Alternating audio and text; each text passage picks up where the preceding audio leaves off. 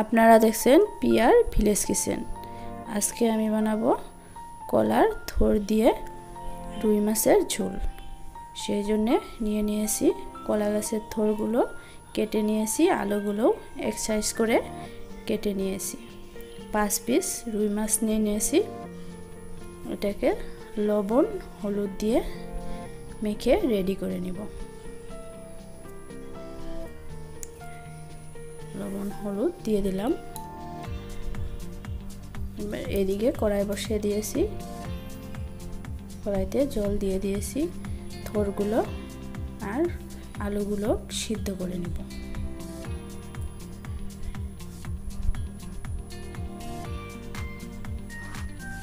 থোড় আর আলু দিয়ে দিলাম। এবার অল্প লবণ আর হলুদ দিয়ে সিদ্ধ হতে দিব।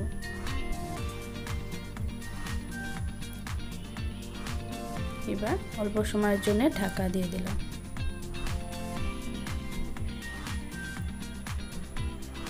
সিদ্ধ হয়ে গিয়েছে। হলুদ আর লবণের জন্য কালারটাও খুব সুন্দর চলে আসছে। এবার থোড় আর আলুগুলোকে উঠিয়ে নিব।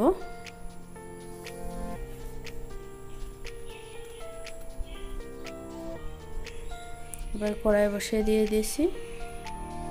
কড়াইতে তেল দিয়ে দিলাম। মাছগুলোকে ভেজে নিব। মাছ দিয়ে দিলাম। মাছগুলো সুন্দরভাবে ভেজে নিব।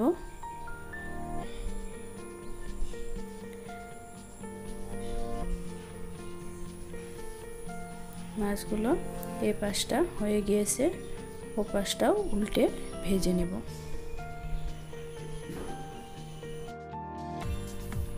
মাছগুলো ভাজা হয়ে গিয়েছে, এবার তুলে নিব। তুলে নিলাম।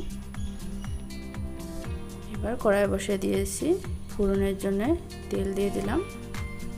তেলটা গরম হয়ে গেলে ফোড়নে দিব শুকনো লঙ্কা, তেজপাতা, কিছুটা গোটা গরম মশলা, দারচিনি, এলাচ আর লবঙ্গ দুটো দিয়ে অল্প টাইম ভেজে নিব। কেটে রাখা টমেটো দিয়ে দিলাম। টমেটোটা অল্প সময় ভেজে নিব। এবার আদা বাটাটা দিয়ে দিলাম।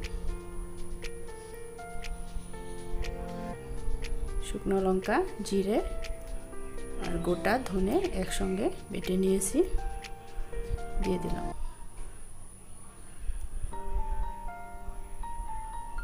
দিয়ে মশলাটা ভালোভাবে কষিয়ে নেব।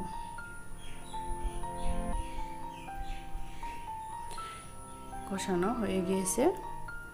এবার আমি সিদ্ধ করে রাখা থোড় আর আলুগুলো দিয়ে দিব।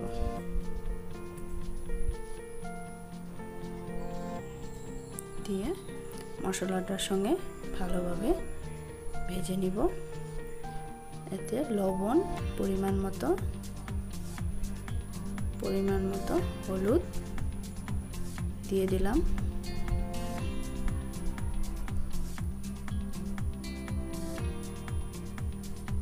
দিয়ে ভালোভাবে ভেজে নিব।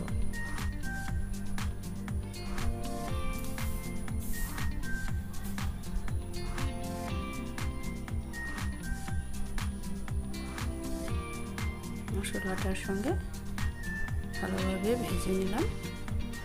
এবার পরিমাণ মতো জল দিয়ে দিলাম।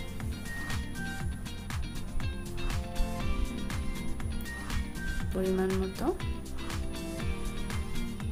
জলটা দিয়ে কিছু সময় হতে দিব।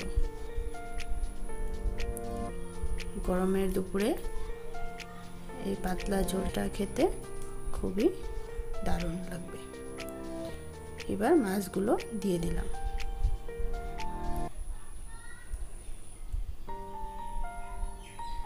মাছগুলো দিয়ে উপরে কুচানো ধনেপাতা ছড়িয়ে দিলাম, কেটে রাখা কাঁচা লঙ্কা দিয়ে দিলাম,